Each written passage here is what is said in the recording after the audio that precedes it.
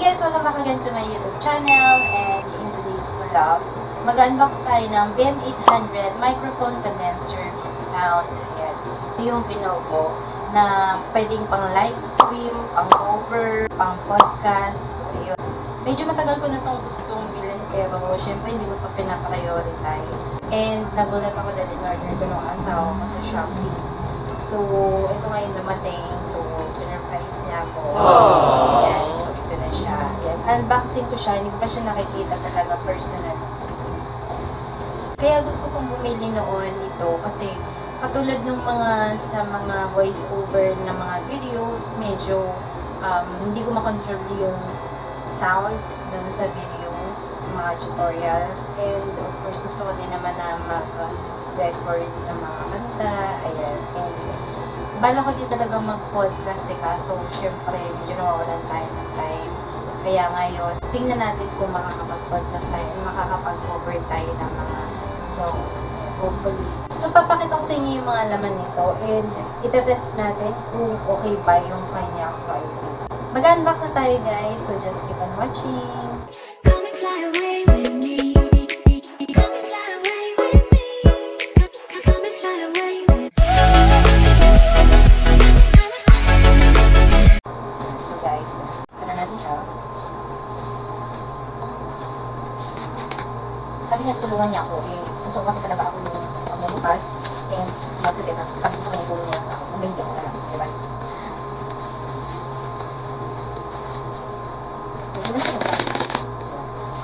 May nakakawal lang siya. Susod na silba lang siya. Sa Shopee siya pinili. Bibigyan natin sa inyo yung links na pinagbilhan ng asawa sa options. Ayan siya guys. Tignan natin kung ano yung live broadcast equipment. So, ayan. Isang box siya. Ayan. Ito yung mga laman niya, guys. So, nasa isang box lang siya. Pati ito.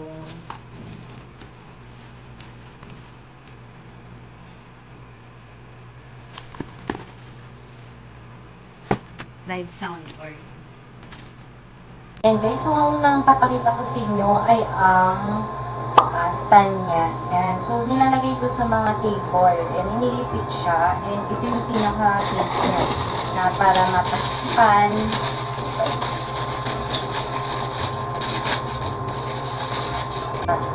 So, ito yung para mapasikipan siya. Ayan. Ito yung pinaka-base itong arm stand. Ayan. And then, ito yung filter, pop filter. Ito yung mga sumasala ng mga unusual sound. Like yung parang may hangin-hangin, ganyan. So, nasasala niya yun. And then, ito naman yung shock mount. Ayan. So, nilalagay dito yung mic. So, just in case na medyo mabunggo-bunggo siya, yung mic. So, hindi maapektuhan yung inyong boses. Ayan. And then, ito naman yung mic niya. Ayan. BM800 microphone. Ayan. So, gold ang kanyang kulay. And, meron siyang tatlong USB cable cord. So, makikita natin kung paano siya gamitin mamaya pag sinetap natin siya. Ito, kung saan siya ilalagay. Ayan. Yung mga cord siya. Ayan.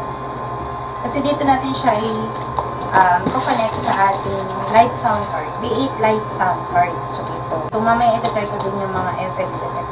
So, ito-try natin siya. Isa-set up natin siya. Para malaman natin kung maganda yung kanyang quality. And mismo tayo yung susubok, diba? Kasi yung iba nasubukan na. So, gusto ko syempre masubukan yung quality niya. Kasi gagamitin ko siya. Ayan guys, ito sa gilid lalagay natin yung ating clamp. Ayan, so kung saan nyo gusto ilagay yung inyong microphone sa inyong table, ayan, dyan nyo ipapwesto yung clamp. Higpitan natin para kumapit siya talaga. And then dito sa may butas dito natin isusuksok yung arm stand. Ayan, tapos may higpitan siya para hindi siya matanggal. Yan yung kanyang adjust na higpitan. Ayan. Ayan, nagagalaw-galaw siya. And then, dito naman yung ating shock mount. Ayan, dito natin ilalagay yung ating microphone. Yan. Shock mount holder.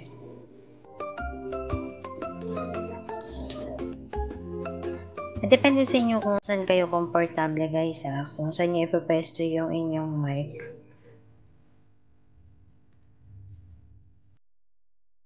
So yan, ilalagay na natin yung ating microphone.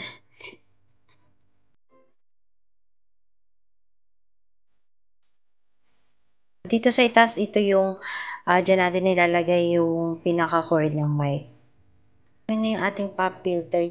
Dito natin sa part na to ng arm stand siya ikakabit. So, nakatapat siya sa microphone natin. Ayan.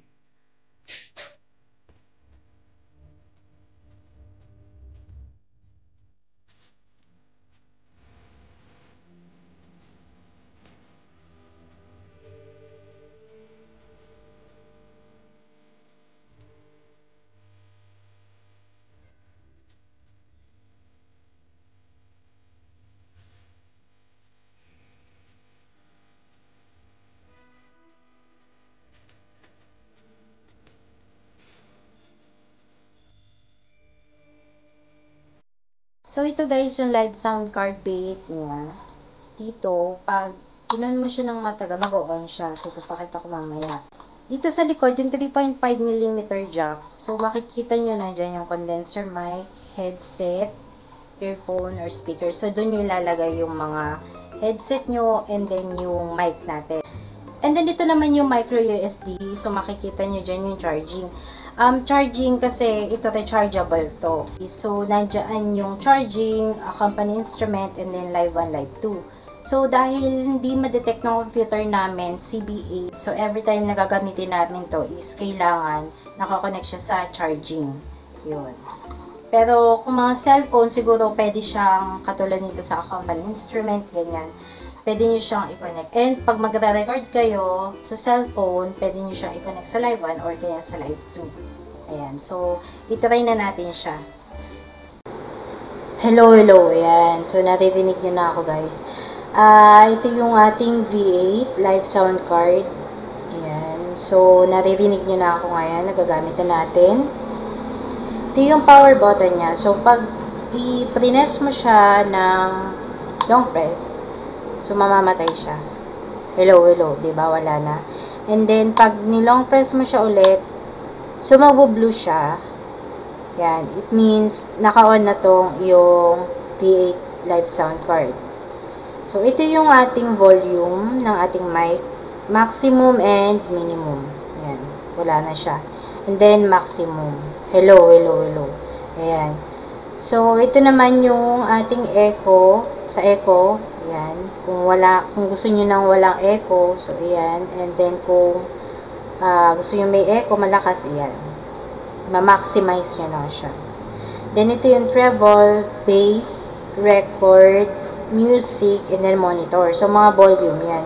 So, itong monitor natin, so, since dyan nakakabit yung ating mga speaker, ito yung ating pinakamagiging volume para at least hindi siya talaga mag-feedback. Dito mo lang siya kukontrolin. Kasi pag masyadong maximize, hello, ayan, nagpi-feedback siya. Then, ito naman yung mga sound effect niya. So, electro, hello. Ayan, para medyo, ano siya, sabog ba? Hindi naman. Ayan. Press mo lang siya ng isa. Ayan. Ito naman, pitch blend. And ayan, nag-iba na yung boses ko, parang bata. So, parang yun yung mga ginagamit ng ibang mga nagla-livestream, diba? Sa mga livestream, ayan. And then, elimination, ayan, hello. Kakatakot. Player 165, you are eliminated. Diba? Ayan. Then, shockwave, hello. Ayan, parang medyo masyado siya nag-echo. Ayan, nag-echo siya masyado, yung nag-shockwave siya. MC, tignan natin. Hello. Ayan, parang wala siyang echo sa MC. And then, Dodge. Hello. Alam ko ano yung gano'n nagbago, pero, Dito naman tayo sa mga parang sound effects to eh. Okay, cheer. Yan, yung pag mga katulad mga nag-livestream ka or kaya podcast, ganyan, may mga sinising tayong mga sound effect, like for nakakatawas, yan. Di ba nakakatawa? Okay, tawa lang ng tawa. Then, clap. Yan. Ito, pitch bend. Di ba? Ito. Oh, yan. Gun. Ayan. Despise. Ayan. Debut. Ano ba yan? Diba? Kiss. Ayan. Pay attention. Song 1. Song 2. So, ito yung features ng ating live sound card. Ayan. So, itatry na natin siya.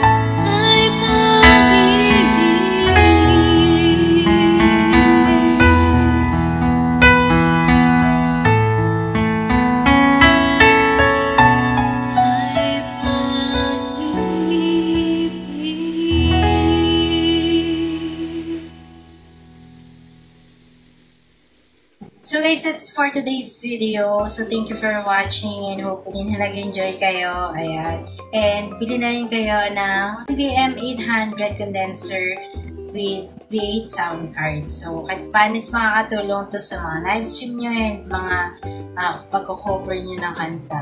Ayan. So thank you for watching guys.